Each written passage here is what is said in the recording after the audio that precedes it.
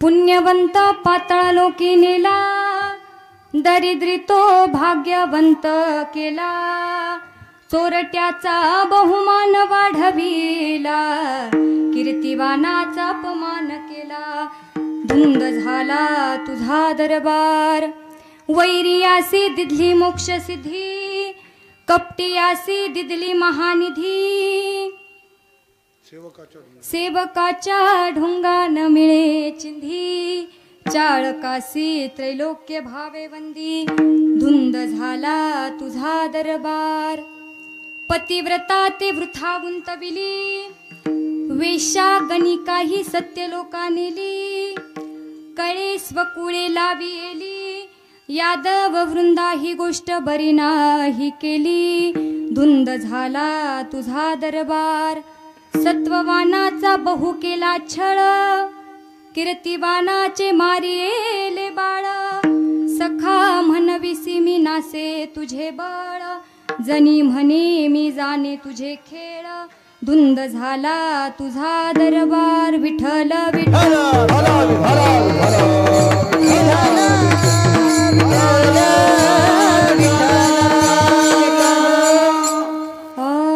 नमो विठ्ठला राजया पांडुरंगा, नमो माऊली रुक्मिणी ज्ञानगंगा, नमो पुंडलिका, नमो चंद्रभागा, नमस्कार माझा रुक्मिणी पांडुरंगा। हे पांडुरंगा कारो प्रथम नमन, पांडुरंगा कारो प्रथम नमन,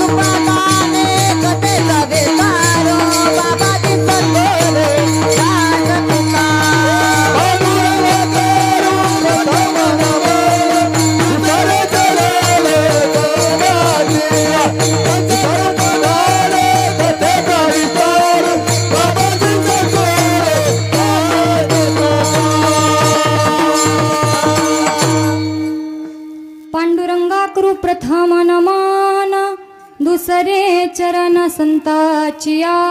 थोडासा विकू द्या। त्यांच्या कृपादाने कथेचा विस्तारू, बाबाजी सद्गुरुदास तुका ज्ञानेशम ज्ञान ज्योतीच साक्षात प्रेम स्वरूपिणी नामदेवच दयामूर्ती नाथ वंदे वैराग्यस्य देहु क्षेत्री निवासिनी तुकारामच महाराष्ट्र भक्तराज चतुष्टकम् श्री राधा मेरो स्वामिनी मे राधे कुदास जन्म जन्म मोहे दिजियो श्री वृंदावन कुबास जय जय श्री राधा रमना जय जय नवल किशोर जय गोपी चित चोर प्रभु जय जय माखन चोर लोकाभिरामं रणरंगधीरं राजीवनेत्रं रघुवंशनाथं कारुण्यरूपं करुणाकरन्तं श्रीरामचन्द्रं शरणं प्रपद्ये विठ्ठल विठ्ठल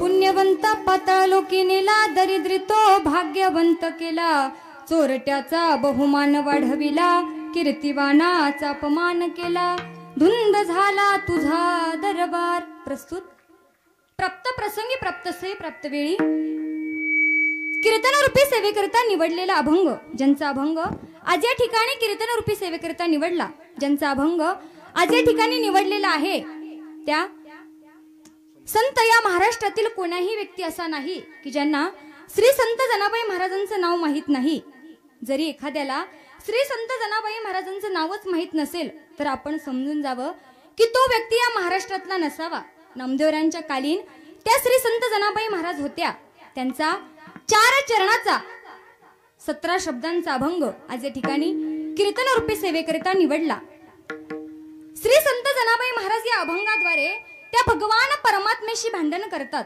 आता असं नाही की जनाबाई महाराजांना भांडण करण्याची सवय आहे किंवा छंद आहे किंवा आवडतं असं नाही परंतु जनाबाई महाराजांचा अधिकार इतका आहे की श्री संत जनाबाई महाराज या अभंगाद्वारे त्या जगाच्या मालकाशी भांडण करतात आता या अभंगाची त्रिटिका मांडण्यापूर्वी आपल्याला 3 वर्ग समजून सांगते का काही लोक असे आहेत की काहींना भांडण करायला आवडतं काहींना भांडण पाहायला आवडतं काहींना भांडण करायला आवडतं आणि काहींना भांडण करायची सवयच असते ऐका काही लोक असे आहेत कुठेही भांडण लागलं तरी ते आपल्या हातातलं काम सोडतील अगोदर ते जिकडे भांडण चालू आहे तिकडे जातील ते भांडण पाहतील त्यातनं त्यांना काही लाभही होत नाही काही नफाही होत नाही काही तोटाही होत नाही परंतु ते जातात दुसरा वर्ग असा आहे की त्यांना भांडण केल्याशिवाय जमतच नाही आमचे बाबा सुंदर उदाहरण सांगायचे त्यातून आम्हाला फार आनंद मिळायचा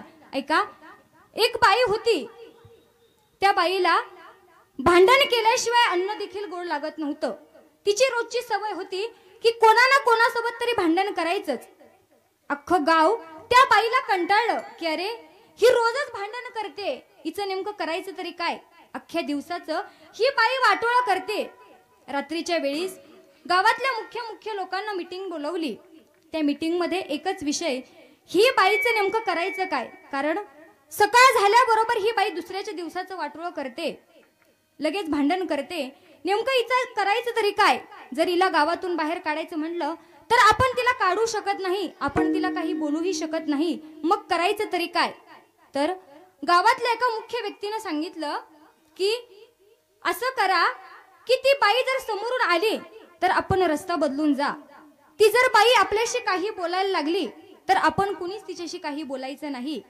तिला कुणी कामाला बोलवायचं नाही तिच्या कुणी कामालाही जायचं नाही असं ठरल्याप्रमाणे दुसरा दिवस उजाडला ती बाई सकाळ झाल्याबरोबर अंगणातून बाहेर आली. सर्व लोक जाताना पाहिले, कोणाकडे तरी येऊ लागली, परंतु त्या माणसानं पाहिल्याबरोबर रस्ता बदलला.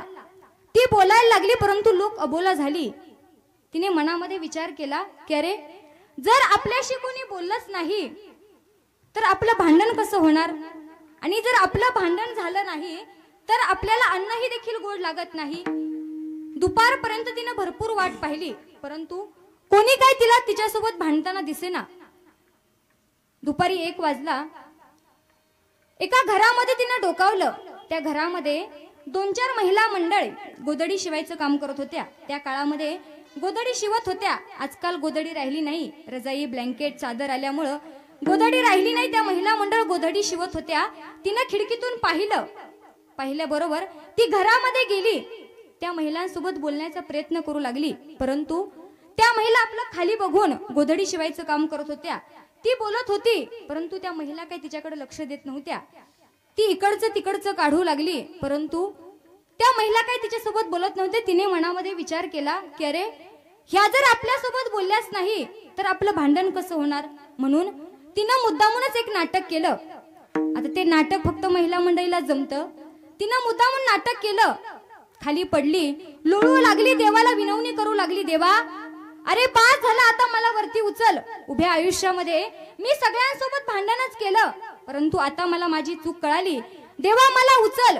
त्या महिला मंडळी घाबरल्या. अरे, आता तर चांगली बोलत होती, अचानक तिला काय झालं.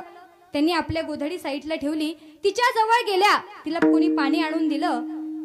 ती मागू लागली क्षमा त्यांना. मला क्षमा करा, आजपर्यंत मी तुमच्यासोबत भांडले. त्यातलीच एक बाई तिला म्हणाली, अगं, आता तरी कळलं का तुला आम्ही तुझ्यासोबत का बोलत नव्हतो. तशी ती बाई पटकन उठली आणि तिच्यासोबत भांडू लागली. कुणाला बोललीस ग, का बोललीस ग. म्हणजे याचं सांगायचं की त्या बाईला व्यसनच होतं भांडण करायचं. तिला भांडण केल्याशिवाय जमत नव्हतं. परंतु जनाबाई महाराजांचं असं नाही. जनाबाई महाराज भांडतात, पण त्या जगाच्या मालकासोबत भांडतात. जनाबाई महाराजांचा अधिकार तितका आहे की त्यांनी त्या जगाच्या मालकाशी भांडावं. दासी जनी असं त्यांना म्हणलं जातं. गंगाखेड जिल्ह्यामध्ये परभणी तालुक्यामध्ये जनाबाई महाराजांचं एक छोटंसं गाव होतं. जनाबाई महाराज त्या गावामध्येच लहानच्या मोठ्या झाल्या. लहान असतानाच जनाबाई महाराजांची आई मरण पावली. त्यानंतर काही काळ त्यांचे वडील त्यांना म्हणू लागले, कोण्या पायावर जन्माला आली काय माहिती, जन्म झाल्याबरोबरच आईला मारून टाकलं. परंतु जनाबाई महाराज वडिलांच्या संस्काराखाली वाढवू लागल्या. जनाबाई महाराज 12 वर्षाच्या झाला. अंगणामध्ये उभा राहिल्या. अंगणामध्ये उभा राहिल्याबरोबर त्यांनी पाहिलं की काही मंडळी रस्त्यानं चाललेले होते. जनाबाई महाराजांना त्यांना पाहून जनाबाई महाराजांनी आपल्या वडिलांना विचारलं, बाबा, ही सर्व मंडळी कुठे चाललीत. जनाबाई महाराजांच्या बाबांना सांगितलं, जना, अगं हे सर्व वारकरी पंढरपूरला चाललेत, हे सर्व वारीला चाललेत. जनाबाई महाराजांनी आपल्या बाबांना विचारलं, बाबा, वारी म्हणजे काय. जनाबाई महाराजांचे वडील सांगतात, जना, वारी म्हणजे येणं आणि जाणं, पण निश्चित कुठं येणं आणि जाणं.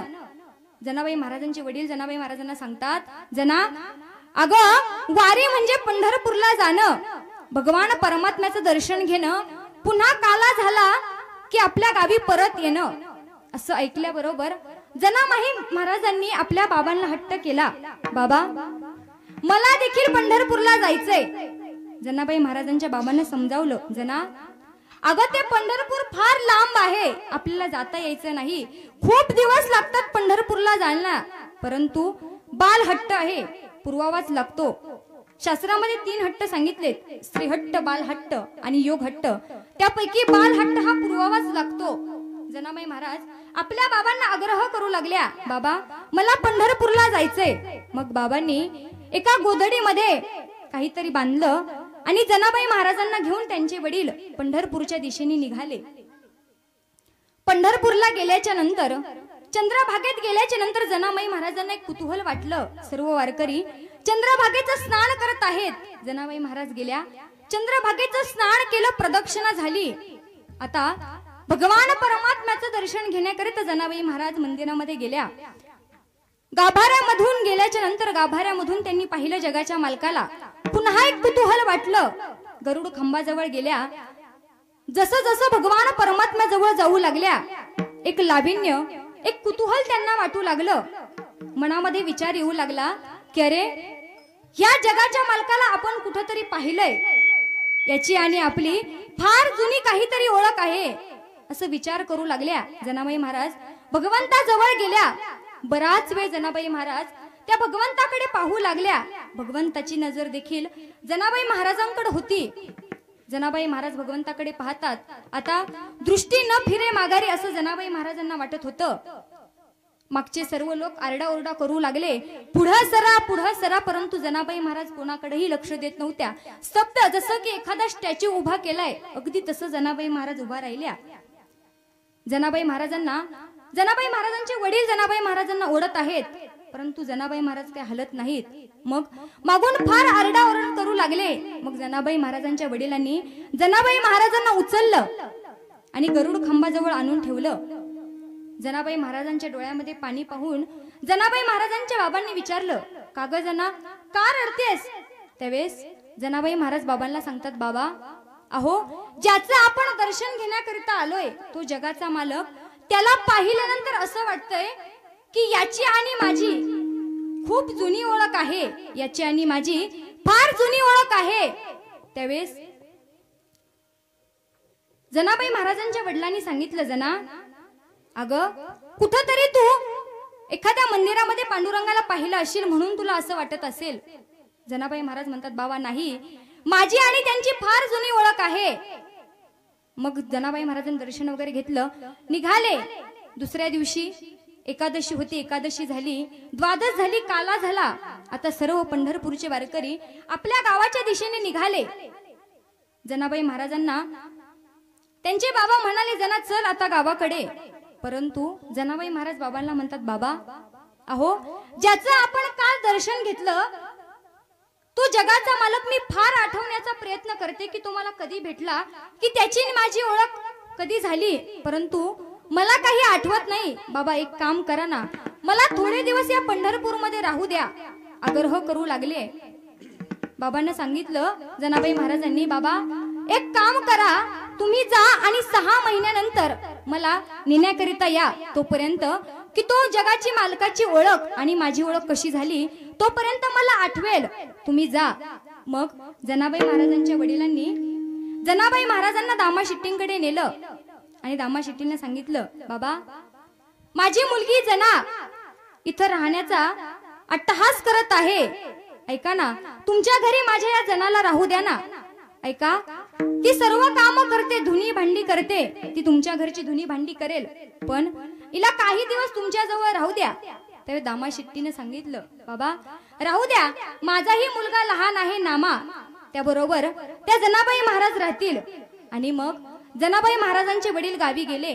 जनाबाई महाराज त्या ठिकाणी राहू लागल्या. 6 महिने लोटले. 6 महिन्यानंतर जनाबाई महाराजांना कळालं की आपले बाबाही या जगातून निघून गेले. एक व्यक्ती आला जनाबाई महाराजांना सांगायला. हे कळल्यानंतर जनाबाई महाराज रडू लागल्या आणि म्हणू लागल्या की अरे, ज्याच्यासाठी आपल्या गावाला जायचं होतं तो बाबा देखील आपल्याला सोडून गेलेत, आता आपण गावी जाऊन करणार तरी काय. म्हणून जनाबाई महाराजांनी पंढरपूरमध्येच राहण्याचं ठरवलं. आणि मग जनाबाई महाराज गोपाळपुऱ्यामध्ये एक छोटीशी झोपडी बांधून त्या ठिकाणी राहू लागल्या. 3 दगडांची चूल मांडली, सर्व भांडी मांडली, जातं मांडलं. जनाबाई महाराजांनी आपला संसार त्या गोपाळपुऱ्यामध्ये एका झोपडीमध्ये थाटला. आता जनाबाई महाराज रोज त्या ठिकाणी राहू लागल्या. सर्व गोपाळपुराचे, सर्व पंढरपुराचे दळणं जनाबाई महाराजांकडे येऊ लागले. जनाबाई महाराज रोज भगवंताचं दर्शन घेण्याकरिता जायच्या. एक दिवस भगवंताला विनंती केली, का हो देवा, मी असं ऐकलं आहे की तुम्ही तुमच्या भक्तांच्या घरी जाता. आपण म्हणतो उच्च नीच काही नेने भगवंता, तिष्ठे भाव भक्ती देखोने. आपल्याला सर्वांना अभंग परिचयाचा आहे. देवा, आजपर्यंत तुम्ही सर्व भक्तांकडे गेलात, परंतु देवा एकदा माझ्या महालाकडे येऊन बघा. देवा, माझा महाल कसा आहे, परमात्मा एकदा तरी येऊन बघा. आणि का काउनास ठाऊक त्या दिवशी भगवंताला देखील लहर लागली. रात्रीच्या वेळी जगाचा मालक जनाबाई महाराजांच्या त्या झोपडीमध्ये गेला. जनाबाई महाराज दळण दळत होत्या भगवान परमात्मा आल्याबरोबर दरवाजामध्ये जगनाबाई महाराजांनी पाहिलं की तो जगाचा मालक आलाय. जनाबाई महाराजांना फार आनंद झाला. जनाबाई महाराज धावतच त्या भगवान परमात्म्याकडे गेल्या. त्या भगवंताला मिठी मारली की अरे जगाचा मालक माझ्या घरी आलाय. त्या ठिकाणी त्या भगवान परमात्म्याची नजर त्या जनाबाई महाराजांच्या गोधडीकडे गेली. त्या 3 दगडांच्या चुलीकडे गेली. त्या जात्याकडे त्या भगवान परमात्म्याची नजर गेली. जनाबाई महाराज देवाला म्हणतात, देवा या गोधडीवरती बसा, मी दळण दळते. त्यावेळेस जगाच्या मालकानं सांगितलं, जना अगं मी भक्तांच्या घरी आल्याच्या नंतर बसत नाही. मी भक्तांच्या घरी आल्याच्या नंतर त्यांना काम करू लागतो. मला त्यांच्या घरी बसायला आवडत नाही. त्यावेळेस जनाबाई महाराज देवाला म्हणतात, देवा अरे युगे 28 झाले तुम्ही त्या विटेवरती उभा आहेत. तुम्हाला कधी वाटत नाही का आराम करावा, कधीच आराम झोपावं असं वाटत नाही का? त्यावेळेस जगाच्या मालकानं सांगितलं, जना मला माझ्या भक्तांच्या घरी आल्याच्या नंतर आराम करावा वाटत नाही. जना मी तुला दळण दळू लागतो. त्यावेळेस जनाबाई महाराजांनी एक पाय त्या जात्याला लावला. भगवंतानं देखील ते जात जगाचा मालक आणि जनाबाई महाराज दळू लागले. त्यावेळेस जगाचा मालक जनाबाई महाराजांना म्हणतो, जना अगं हे जाता असं नाही चलत. मग जनाबाई महाराजांनी विचारलं, देवा मग कसं चालतं? त्यावेळेस देव म्हणू लागले, अगं जना तू पुढं भजन म्हणायचं, तुझ्या पाठीमागं मी भजन म्हणायचं, त्याचं नाव जातं, मग ते जातं फिरतं. त्यावेळेस जनाबाई महाराज लाजल्या, मुरडल्या, देवा तुझ्या समोर मी काय म्हणणार? त्यावेळेस भगवंतानं सांगितलं, जना तुला जे येत असेल ते म्हण. मग जनाबाई महाराज म्हणू लागल्या, विठ्ठल माझा पिता घे, विठ्ठल माझा पिता घे. मग जगाचा मालक देखील पाठीमागे म्हणू लागला, विठ्ठल माझा पिता घे, विठ्ठल माझा पिता घे. पुन्हा जनाबाई महाराज म्हणू लागल्या, रुखुमाई माझी माता घे, रुखुमाई माझी माता घे. जगाचा मालक देखील जनाबाई महाराजांच्या पाठीमागे म्हणू लागला, रुखुमाई माझी माता घे, रुखुमाई माझी माता घे. असं भजन जनाबाई महाराजांचं चालू लागलं. रोज देव येऊ लागला, रोज जनाबाई महाराजांचं भजन चालायचं, यामध्ये बदल नाही. रोज तेच भजन जनाबाई महाराज आणि जगाचा मालक म्हणायचा. एक दिवस जगाच्या मालकाच्या पाठीमागच रुक्मिणी मातेचं मंदिर आहे.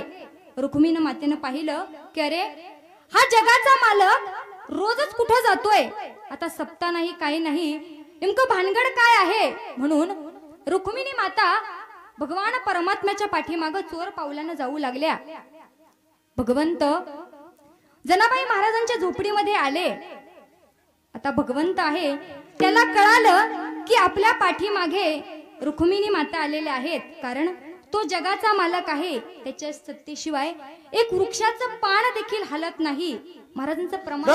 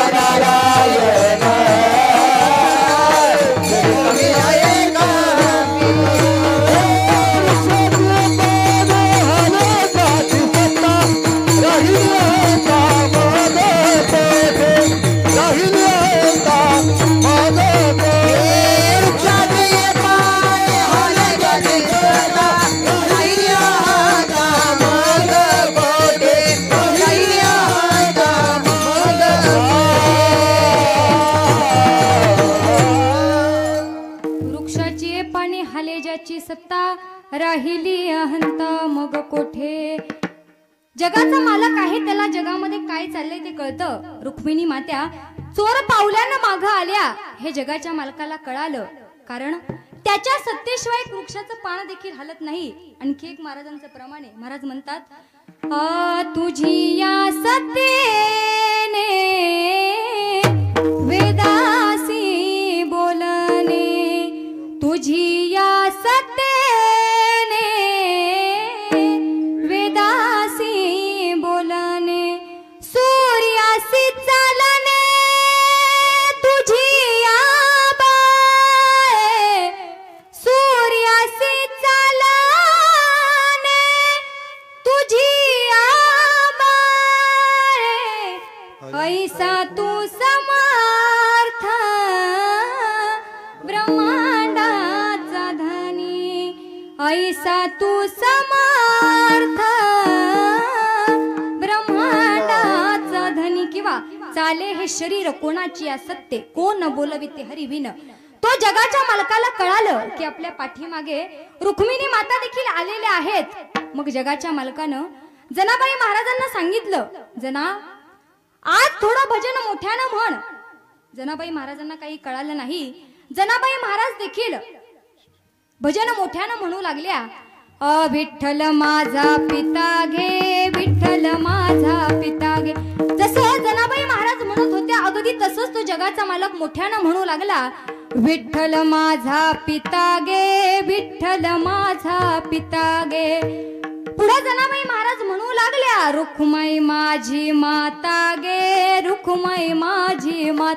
जसं जनाबाई महाराज म्हणत होत्या अगदी तसंच जगाचा मालक देखील पाठीमागे म्हणू लागला, रुक्माई माझी माता घे, रुक्माई माझी माता. असं म्हटल्याबरोबर रुक्मिणी माता चमकल्या, धावतच भगवान परमात्म्याजवळ आल्या. भगवान परमात्म्याचे बाहू धरले, भगवंताला हलवू लागल्या. अहो रुक्माई माझी माता नाही, पत्नी घे म्हणा, पत्नी. त्यावेळेस जगाच्या मालकानं सांगितलं, ज्या शास्त्रामध्ये 16 माता सांगितलेल्या आहेत त्यापैकी आपली पत्नी ही एक देखील माता आहे. त्यावेळेस जगाच्या मालकानं सांगितलं असं, मग विठ्ठल विठ्ठल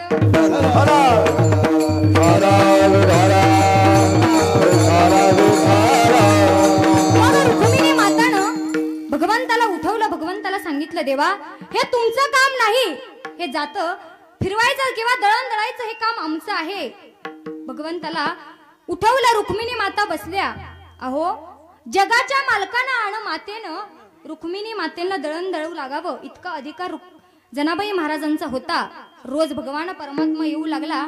जनाबाई महाराजांना भगवंताची सवय लागली, व्यसन लागू लागलं. रोज परमात्मा आपल्याकडे येतोय, आपल्या घरी येतोय. आता तो जगाचा मालक आहे, तो परमात्मा आहे. खेळ येणीची खेळावा, नट तो येणीची नाचावा नटावा. त्या जगाच्या मालकाला सर्व काही कळतं. 8 दिवस तो भगवान परमात्मा तिकडे फिरकलाच नाही. आता जनाबाई महाराजांकडे दळण येऊ लागलं. सर्व पंढरपुराचं दळण गोपाळपुरामध्ये येऊ लागलं. जनाबाई महाराजांना वाटू लागलं, जितकं जास्त दळण असेल तितका वेळ भगवान परमात्मा माझ्याजवळ राहणार आहे. भरपूर दळण आलं. जनाबाई महाराजांनी फार वेळ भगवान परमात्म्याची वाट पाहिली, परंतु तो भगवान परमात्मा काही आला नाही. मग जनाबाई महाराजांनी ते दळण दळण्याकरिता घेतलं. एवढं जड दळण, एवढं ते मोठं जातं. जनाबाई महाराज एकट्या दळू लागल्या. घामानं ओल्या चिंब झाल्या, ते केस विखरलेले, फार थकून गेल्या. परंतु भगवंताबद्दल आपल्या मनामध्ये जे स्वर आहेत ते बंद नाही. भगवंताचं भजन म्हणू लागल्या. सुंदर माझे सुंदर माझे जाते गे फिरे बहुते गे, सुंदर माझे जाते गे फिरते बहुते गे, तुके रे बा विठ्ठला, तुके रे बा विठ्ठला, रे बा विठ्ठला, रे बा विठ्ठला, रे बा विठ्ठला, विठ्ठला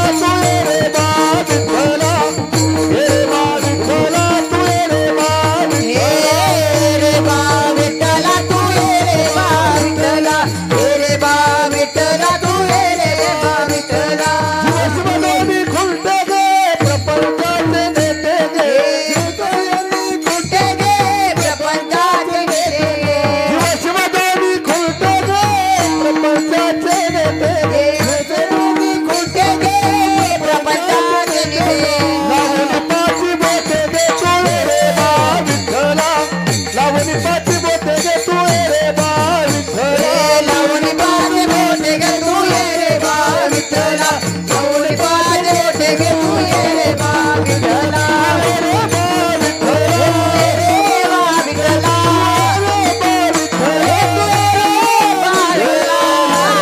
विठ्ठला तू ये रे बा विठ्ठला रे बा विठ्ठला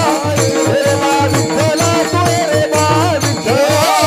बा विठ्ठला विठ्ठला तू ये रे बा विठ्ठला रे बा विठ्ठला तू ये रे बा विठ्ठला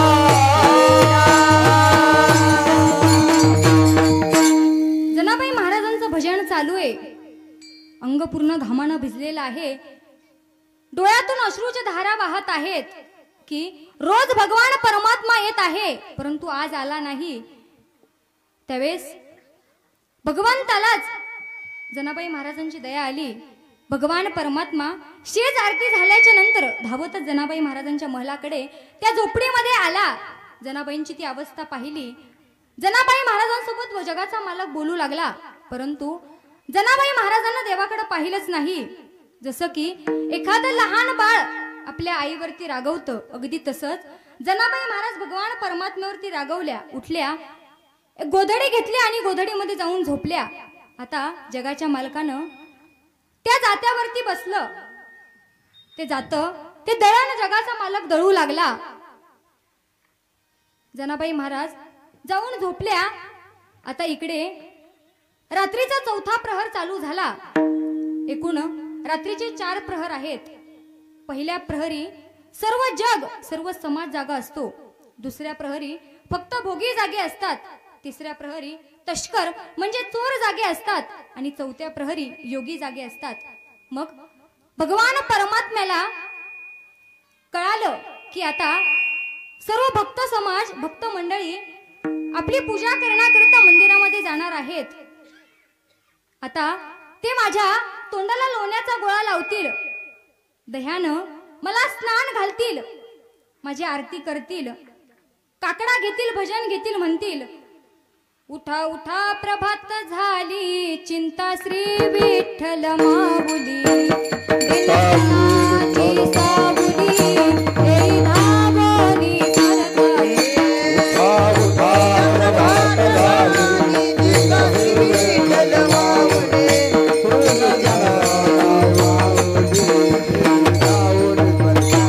काकडा सुरू झाला, भजन म्हणू लागले. जगाच्या मालकानं ते सर्व दागिने काढून ठेवले. जगाचा मालक दळण दळत होता. भगवान परमात्मा ते तसं सोडून धावतच आपल्या मंदिरामध्ये गेला.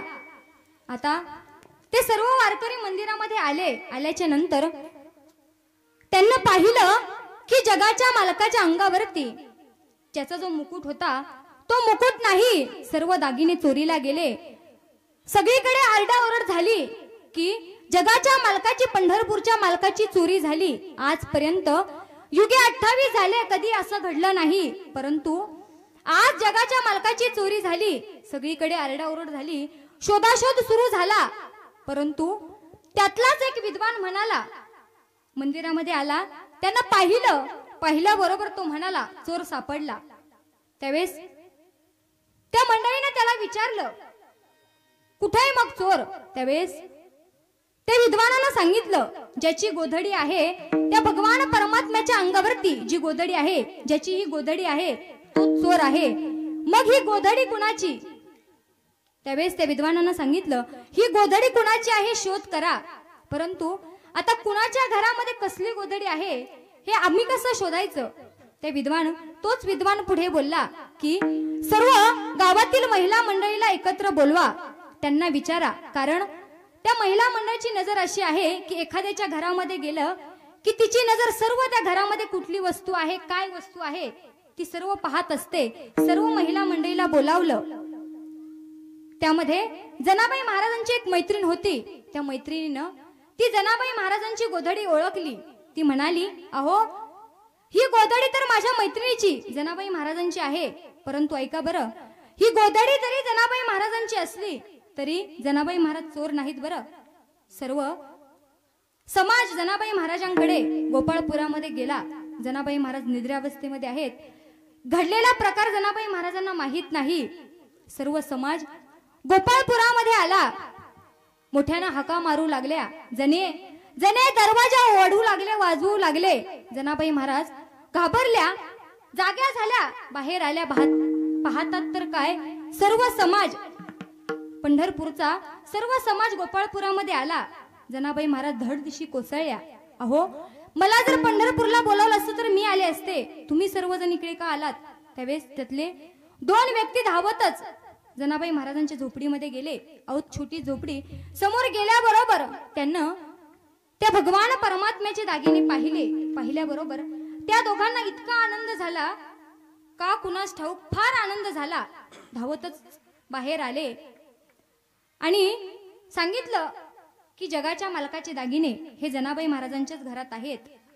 जनाबाई महाराजांना कळालं की निश्चितच या जगाच्या मालकानं काहीतरी काळबोरं केलं. जनाबाई महाराजांना ओढलं. त्यांना सांगितलं, एक विद्वानानं विचारलं, का ही चोरी जनाबाई महाराजांनीच केली का? त्यावेळेस सांगितलं, हो, ही चोरी जनाबाई महाराजांनीच केली. मग आता जनाबाई महाराजांना सुळावर द्या असं त्यांना सांगितलं. सर्व समाज जनाबाई महाराजांना घेऊन गावच्या चावडीमध्ये, चावडीचा फार जुना काळ आहे, त्या चावडीमध्ये तो घेऊन आले. जनाबाई महाराज रडत आहेत, भगवंताला विनवणी करत आहेत. देवा, अरे आजपर्यंत तुझी सेवा केली, कधीच मी तुझं भगवान परमात्मा तुझं नामस्मरण सोडता दुसरं काही केलं नाही, परंतु आज माझ्यावर ही वेळ आली. जनाबाई महाराज रडत आहेत, विनवणी करत आहेत. परंतु आता त्या चावडीमध्ये, त्या वाळवंटामध्ये सूळ उभा केला. आता सुळावर जनाबाई महाराजांना द्यायचं. परंतु तत्पूर्वी तो विद्वान जनाबाई महाराजांना म्हणाला, जनाबाई महाराज, आता तुम्हाला सुळावर जायचं आहे, परंतु त्या अगोदर तुमची काही इच्छा आहे का? त्यावेळेस जनाबाई महाराजांना त्याला सांगितलं, बाबा, मला फक्त एकदा त्या भगवान परमात्म्याचं दर्शन घेण्याकरिता जाऊ द्या. त्यावेळेस त्यांनी सांगितलं. ते सर्व मंडळी जनाबाई महाराजांना घेऊन निघाले. त्यावेळेस जनाबाई महाराज म्हणतात, ऐका, तुम्हाला हात जोडून विनंती करते, ऐका, फक्त मंदिरामध्ये मी एकटीच जाणार, तुम्ही सर्वजण बाहेर उभे राहा. त्यांना सांगितलं, जनाबाई महाराज, तुम्ही एकट्या जा, परंतु लवकर या. जनाबाई महाराज जातात. लाल बुंद डोळे झालेले, केस विखुरलेले, रागामध्ये भगवान परमात्म्याच्या जवळ गेल्याबरोबर भगवंत देखील थरथर कापू लागला. इतक्या रागामध्ये जनाबाई महाराज होत्या. अवतारच मायेचा होता. जनाबाई महाराज त्या भगवान परमात्म्याला शिव्या देऊ लागल्या. अरे विठ्ठल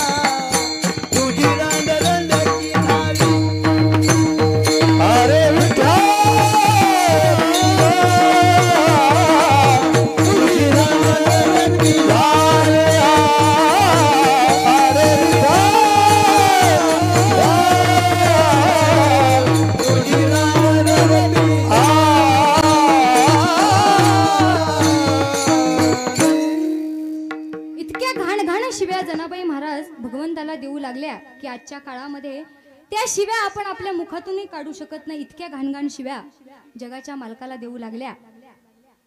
फार देवी बोलू लागल्या जनाबाई महाराज. त्यावेळेस जगाचा मालक विटेवरून खाली उतरला. जनाबाई महाराजांचं तोंड धरलं. का ग जना, इतक्या शिव्या का देतेस मला? नेमकं मी असं काय केलंय? त्यावेळेस जनाबाई महाराज देवाला म्हणतात, देवा अरे आजपर्यंत मी माझ्या जीवनामध्ये कधीच तुझं नामस्मरण सोडलं नाही. माझ्यावर कितीही वेळ कठीण आला तरी देखील मी तुझं नामस्मरण सोडलं नाही. परंतु काय फायदा झाला त्याचा?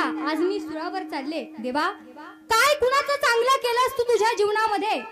अरे सर्वजण तुझी भक्ती करतात, तुझं नामस्मरण करतात, परंतु तू कोणाचं चांगलं केलंस? अरे तू कीर्तिमानाचा अपमान केलास. ज्याला नेला, ज्याला नको त्याला तू फार मोठा बहुमान दिलास. जो उदार होता, दाता होता, त्याचा तू अपमान केलास. काय कुणाचं चांगलं केलंस देवा? त्यावेळेस जगाच्या मालकानं जनाबाई महाराजांना विचारलं, जना अगं काय कुणाचं वाईट केलं मी? सांग तरी. अगं मी माझ्या भक्तांना फार जीव लावतो, त्यांच्यावरती फार प्रेम करतो, परंतु जना तू म्हणतेस की तू आजपर्यंत कुणाचं चांगलं केलंस. जना सांग तरी मी नेमकं कुणाचं वाईट केलं?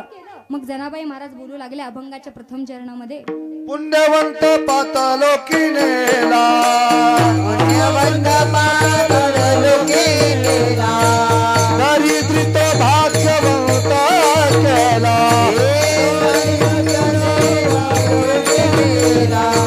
चोरट्याचा बहुमान वाढेला, चोरट्याचा बहुमान वाढेला, कीर्तिमानाचा अपमान केला. धुंद झाला तुझा दरबार, धुंद झाला तुझा दरबार, कीर्तिमानाचा अपमान केला. धुंद झाला तुझा दरबार, धुंद झाला तुझा दरबार. पुण्यवंत पातालोकी नेला, दरिद्रित भाग्यवंत केला, चोरट्याचा बहुमान वाढिला, कीर्तिमानाचा अपमान केला. पुण्यवंत पातालोकी नेला, कीर्तिमानाचा अपमान केला. कीर्तिमानाचा अपमान केला. जनाबाई महाराज भगवंताला म्हणू लागले, देवा सांग तू काय कुणाचं चांगलं केलंस? पुण्यवान राजा बळी तुला दान देतो म्हणाला, परंतु तू त्याला पाताळात नेलंस. तूच वामन अवतारामध्ये लहान बाळाचं रूप घेऊन त्याच्या दारामध्ये भिक्षा मागण्याकरिता गेला. त्या सेवकानं तुझं ते रूप पाहिलं. बाल रूपामध्ये तो जगाचा मालक इतका सुंदर दिसत होता की त्या सेवकांना पाहिल्याबरोबर ते सेवक देखील भुलून गेले. इतकं सौंदर्य त्या बालकाचं होतं. त्यातलाच एकाला, त्या भगवंताला पाहिल्यानंतर, त्या बाळाला पाहिल्यानंतर असं वाटलं की या जगामध्ये ह्या बाळापेक्षा सुंदर व्यक्तीच नाही. इतका सुंदर ते बालक दिसू लागलं. तो राजाकडे धावत गेला. राजाला सांगितलं, राजा आपल्या दारामध्ये एक बालक भिक्षा मागण्याकरिता आलेला आहे. इतकं सुंदर आहे, इतकं सुंदर आहे की जगात त्याच्यापेक्षा सुंदर दुसरं कुणीच नाही. राजाची पत्नी, राजाची मुलगी धावतच त्या बालकाला पाहण्याकरिता गेली. त्यावेळेस राजाची मुलगी बळी राजाची मुलगी रत्नप्रभा, तिने त्या बालकाला पाहिलं. पाहिल्याबरोबर मनामध्ये विचार केला की अरे इतका सुंदर हे बालक आहे. मनामध्ये विचार करते, म्हणू लागते, भगवंताला विनवणी करते, देवा माझा पिता म्हणजे राजा बळी हा माझ्यासाठी उपवर म्हणजे वर शोधत आहे. त्यावेळेस माझी तुझ्याकडे एक विनंती आहे की माझं लग्न झाल्याच्या नंतर मला जर पुत्र झाला तर तो पुत्र या बालकासारखा असावा, असं मनामध्ये विचार केला. परंतु तो जगाचा मालक होता. असा विचार केल्याबरोबर त्या रत्नप्रभेला पाना फुटला. रत्नप्रभा लाजली, धावतच घरामध्ये गेली. एका खोलीमध्ये जाऊन बसली. अरे रत्नप्रभा भगवंताला म्हणू लागली, देवा मी मागते काय तुला, तू मला देतोस काय? मी तुला लग्न झाल्याच्या नंतर मला असं बालक प्राप्त व्हावा अशी विनवणी तुला करते, परंतु तू मला आत्ताच पाना फुटलाय. हे जर राक्षस कुळाला जर कळालं, ह्या राक्षसांना जर कळालं, तर ते माझ्या बापाला जे नाही ते बोलतील. ते बाळ राजवाड्यामध्ये आलं. राजवाड्यामध्ये बसलं येऊन. त्या ठिकाणी कुणीही नसताना रत्नप्रभा त्या बाळाजवळ आली. आल्याच्या नंतर त्या बाळाला विनवणी करू लागले की मी तुम्हाला पाहून भगवान परमात्म्याला विनंती केली की माझं लग्न झाल्याच्या नंतर अगदी जसं तुम्ही सुंदर आहात अगदी तसाच पुत्र मला प्राप्त व्हावा, परंतु त्या जगाच्या मालकानं मी तुम्हाला इतकी अधीन झाले तुमच्या की मलाच पाना फुटला. परंतु ऐका ना, तुम्ही आलाच आहात तर माझा एवढा पाहणा पिऊन जा. त्यावेळेस त्या बालकानं आपलं रूप दाखवलं रत्नप्रभेला. कारण रत्नप्रभा ही राक्षस कुळातली जरी असली तरी त्या भगवान परमात्म्याची विरोधा भक्ती करत होती. तिनं पाहिल्याबरोबर जगाच्या मालकानं सांगितलं, रत्नप्रभा हे बघ मी तुझा पाहणा पिल, परंतु ऐक ह्या अवतारामध्ये ते शक्य होणार नाही. मी ज्यावेळेस 8वा अवतार घेईल त्यावेळेस मी तुझा पाहणा पिऊन जाईल. मग रत्नप्रभा निघून गेली. राजा बळी त्या बाळाजवळ आला. आल्याच्या नंतर राजा बळीनं विचारलं, तुम्ही माझ्याकडे आलात दान मागण्यासाठी, मागा तुम्हाला काय पाहिजे, तुम्हाला जे पाहिजे मी ते देतो. त्यावेळेस त्या बालकानं म्हणजे त्या भगवान परमात्म्यानं सांगितलं की मला 3 पावलं जमीन पाहिजे. मग राजा बळीनं हातामध्ये कमंडलूतलं पाणी घेतलं, परंतु तिकडून राक्षसांचे गुरु शुक्राचार्य आले. शुक्राचार्यानं पाहिल्याबरोबर शुक्राचार्यांना कळालं. शुक्राचार्यानं राजा बळीला समजावण्याचा प्रयत्न केलास, राजा बळी तू ज्याला दान करतोय तो तुझा घातक आहे, तू याला दान करू नको. परंतु राजा बळी होता तो म्हणाला की माझ्या दातृत्वाला कुणी नावं ठेवेल, आता मी एकदा म्हणलोय की मी याला दान करणार तर मी दान करणार. मग शुक्राचार्यांचं काही बळी ऐकत नव्हता. शुक्राचार्यांनी लहान वेश धारण केला आणि त्या कमंडलू मध्ये जाऊन बसले. आता राजानं बळीनं ते कमंडलूतलं पाणी आपल्या हातावर घेण्याकरता घेतलं, परंतु पाणी काही पडत नव्हतं कारण शुक्राचार्य जाऊन बसले होते. मग राजा बळीने एक तर्क घेतला, म्हणजे एक काडी घेतली आणि काडी घेतली त्या कमंडलू मध्ये घातली, तर त्या काडीनं शुक्राचार्यांचा एक डोळा फुटला आणि रक्त वाहू लागलं. शुक्राचार्य घाबरले, त्या कमंडलूच्या बाहेर उडी मारली. प्रमाणे केला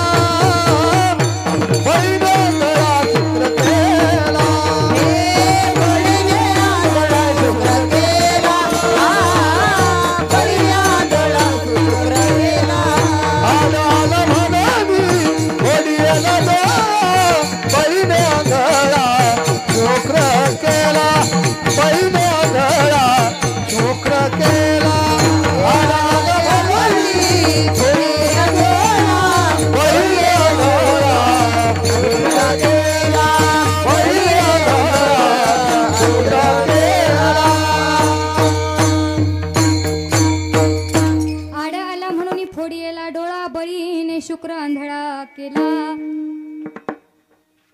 मग बळी राजानं भगवान परमात्म्याला दान दिलं. त्यावेळेस पहिल्याच पावलामध्ये भगवान परमात्म्यानं स्वर्ग व्यापला, दुसऱ्या पावलामध्ये हा मृत्यूलोक व्यापला आणि तिसरा पाऊल ठेवायचा कुठं?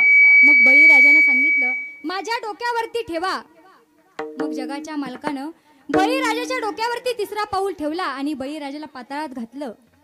त्यावेळेस जनाबाई महाराज भगवंताला म्हणतात की देवा राजा बळी तुला दान देतो म्हणाला, परंतु तूच त्या बळी राजाला पाताळात घातलं. तुला त्याची श्रीमंती पाहवली नाही, त्याचं दातृत्व तुला पाहवलं नाही, म्हणून तू राजा बळीला पाताळात घातलंस. पुण्यवंत पाताळ लोकी नेला. जो दरिद्री होता त्या दरिद्र्याला तू भाग्यवंत केलंस. अरे ज्याला राहायला घर नाही तुझ्याकडे त्या मुठभर पोहे घेऊन आला. त्या मुठभर पोह्याला तू भगवान परमात्मा भाळलास आणि त्याला सोन्याचं नगर दिलं. महाराजांचं प्रमाण आहे. सुदामा ब्राह्मणा दुखे दरिद्रे पीडिला. सुदामा ब्राह्मणा दुखे दरिद्रे पीडिला. मुष्टी पोहे घेऊन या त्याचे भेटी लागी गेला. मुष्टी पोहे घेऊन या त्याचे भेटी लागी गेला. शुद्ध भाव सोनिया गाव सोनियाचा दिला. शुद्ध भाव कोणिया गाव सोनियाचा दिला. विठोबाचा धर्म लागो त्याचे चरणी लक्ष लागो. विठोबाचा धर्म लागो त्याचे चरणी लक्ष लागो. विठोबाचा धर्म लागो त्याचे चरणी लक्ष लागो. विठोबाचा धर्म लागो त्याचे चरणी लक्ष लागो. ब्राह्मण दुःखे दरिद्रे पीडिला. सुदामा ब्राह्मण दुःखे दरिद्रे पीडिला. मुष्टी पोहे घेऊन या त्याचे भेटी लागी गेला. मुष्टी पोहे घेऊन या त्याच्या भेटीला गेला. शुद्ध भाव कोणिया गाव सोनियाचा दिला. शुद्ध भाव कोणिया गाव सोनियाचा दिला. विठोबाचा धर्म जागो त्याचे धर्मी लक्ष लागो. विठोबाचा धर्म जागो त्याचे धर्मी लक्ष लागो. विठोबाचा धर्म लागो त्याचे चरणी लक्ष लागो. विठोबाचा धर्म लागो त्याचे चरणी लक्ष लागो. देवा तू दरिद्री भाग्यवंत केलास. तू त्या मुठभर पोह्याला भाळलास. अरे राजा बळी तुला दान देतो म्हणाला परंतु त्याला पातळात घातलंस. त्या मुठभर पोह्याला तू भाळलास आणि चोरट्याचा तू बहुमान वाढविलास. अरे चोरट्याला किती मोठं करावं किती महानपण द्यावं हे तुला कळलं नाही देवा. अरे इतकं महानपण दिलंस की 7व्या अवतारामध्ये ज्यानं जसं लिहिलं तसं तू वागलास देवा. आपल्याला सर्वांना माहित आहे केले रामायण रामादी. केले रामायण रामादिया. केले रामायण रामादिया. वालियाची कुईची वाढली गा. वालियाची कीर्ती वाढली गहन. केले रामायण रामादी. केले रामायण रामादी. केले रामायण रामादिया.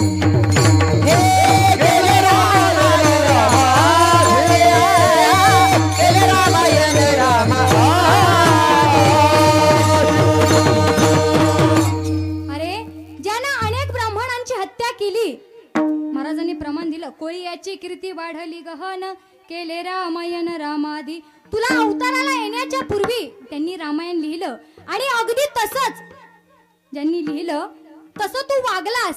कोणाला किती महानपण द्यायचं किती मोठेपणा द्यायचं हे देवा तुला कळालं नाही. अरे कीर्तिवान राजा त्याचा तू अपमान केलास. कोण कीर्तिवान राजा तर राजा कर्ण.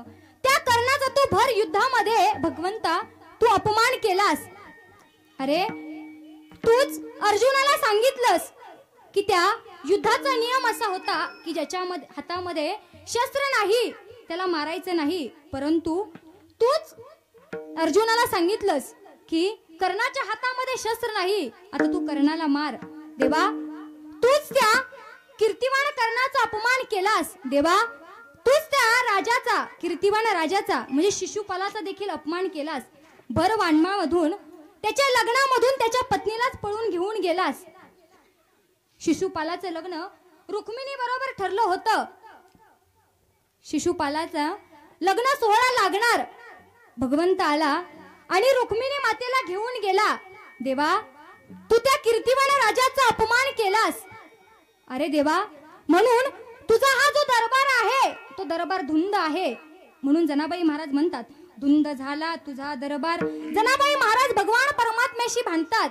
जनाबाई महाराज म्हणतात, देवा तू एवढ्यावर थांबला नाहीस, या पुढेही तू काहीतरी केलंस. महाराज अभंगाच्या दुसऱ्या चरणात वैरियाची दिली मोक्ष सिद्धी, कपटिया दिली महानिधे, महानिधे सेवकाच्या मुखाना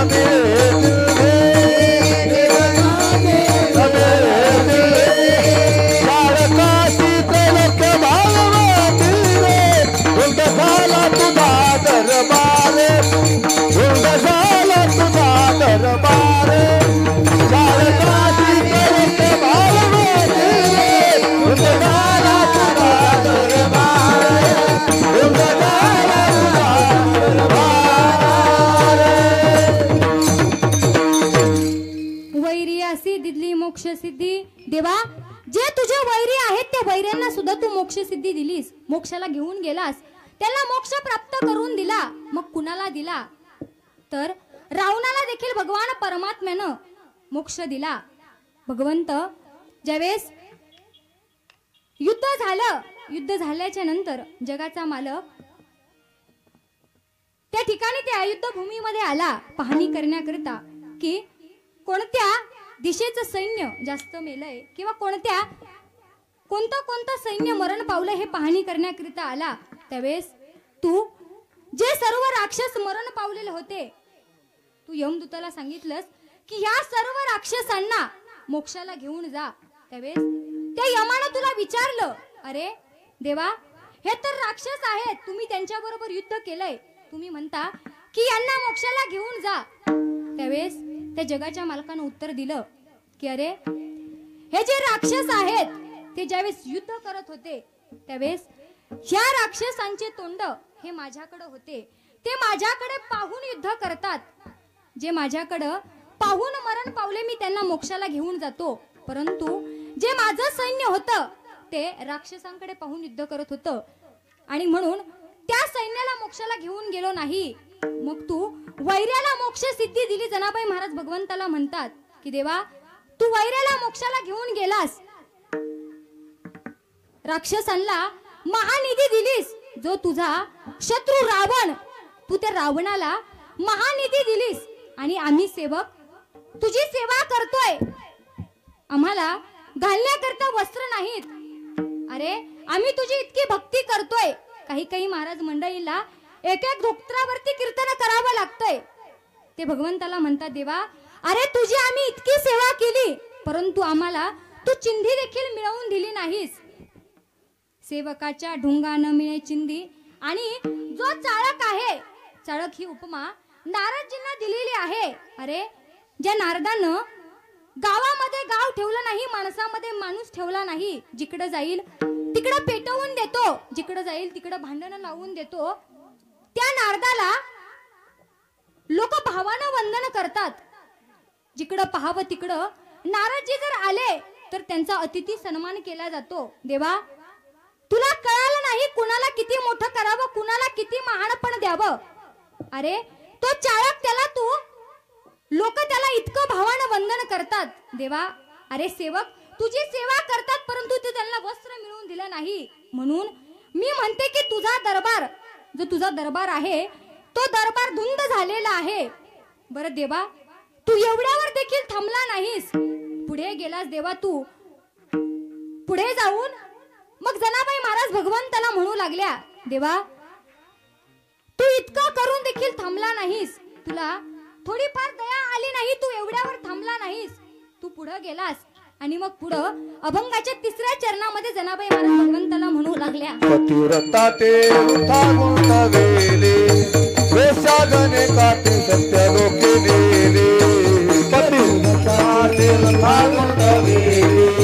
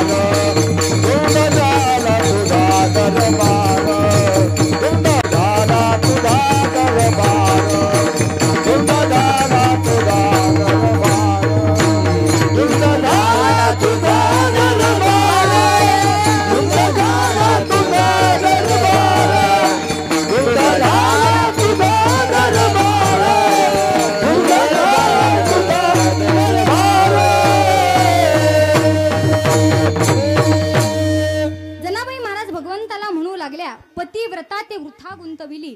देवा, अरे जी पतिव्रता तुझी इतकी सेवा करत होती, आपल्या पतीची ही सेवा करत होती, तिला तू 14 वर्ष दारामध्ये उभं केलंस. पतिव्रता ते वृथा गुंतविली. वेश्या गणिका, ज्या वेश्या आहेत, ज्या गणिका आहेत, त्यांना तू सत्य लोकाला घेऊन गेलास. देवा, अरे जे तुझी विरोध भक्ती करतात त्यांना तू मोक्ष दिलास. उर्मिलेला 14 वर्ष तिष्ठ दारामध्ये उभा केलंस. गणिका, वेश्या, त्यांना तू सत्य लोकाला घेऊन गेलास आणि तुझ्याच कुळाला, तुझ्याच यादवाच्या सैन्याला तू कळ लावलीस. भगवान परमात्मा, तुझं यादव सैन्य तूच संपवलंस. देवा, म्हणून अगदी तुझा जो दरबार आहे तो दरबार धुंद आहे. जनाबाई महाराज भगवान परमात्म्यासोबत भांडण करत आहेत. देवाला सांगतात, देवा, अरे काय कुणाचं तू चांगलं केलंस? आतापर्यंत ज्यांनी ज्यांनी तुझी भक्ती केली, ज्यांनी ज्यांनी तुझं नामस्मरण केलं, अंतःकरणातून तुझी भक्ती केली, तू त्यांना पाताळात घातलंस. परंतु ज्यांना भाग्यवंत करायचं त्यांना तू भाग्यवंत केलं नाहीस. ज्यांना महानपण द्यायचं त्यांना तू महानपण दिलं नाहीस. भगवान परमात्मा, म्हणून तुझा जो दरबार आहे तो दरबार धुंद आहे. जनाबाई महाराज भगवंताला म्हणतात, देवा, तुझा दरबार धुंद आहे. हे सर्व हा तुझा जो खेळ आहे तो या जनीने जाणला. बरं देवा, कारण जनाबाई महाराज त्या भगवंतावरती प्रेम तर करतच होत्या, परंतु तो भगवान परमात्मा देखील जनाबाई महाराजांवरती तेवढाच प्रेम करत होता. कारण जनाबाई महाराज सर्व लोकांना सांगत असताना जनाबाई महाराज सांगतात, जनी सांगे सर्व लोका नावू घाली माझा सखा. परंतु आता जनाबाई महाराज रागवल्यात आणि रागवताना जनाबाई महाराज भगवंताला सारखं सांगत आहेत की देवा, तुझा जो हा काही दरबार आहे तो दरबार धुंद आहे आणि हा तुझा जो दरबार धुंद झालेला आहे तो मला माहित आहे. मग 4थ्या चरणामध्ये जनाबाई महाराज म्हणतात, तू एवढं 3ही चरणामध्ये एवढं करून तू देवा थांबला नाहीस. मग पुढे जाऊन देखील तू म्हणलास, तू त्यांना त्रास दिलास, सत्ववानाचा तू छळ केलास.